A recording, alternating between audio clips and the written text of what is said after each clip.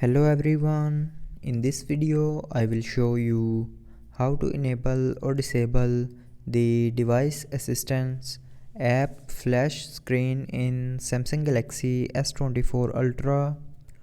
So before starting the video, don't forget to subscribe the channel and also press the bell icon. So first of all, open settings.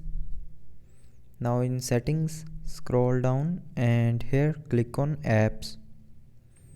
Now in apps, click on choose default apps and here click on digital assistant app. Now here in digital assistant app, you will be able to see a flash screen button. So if you want to enable the device assistance app flash screen, then turn on this button.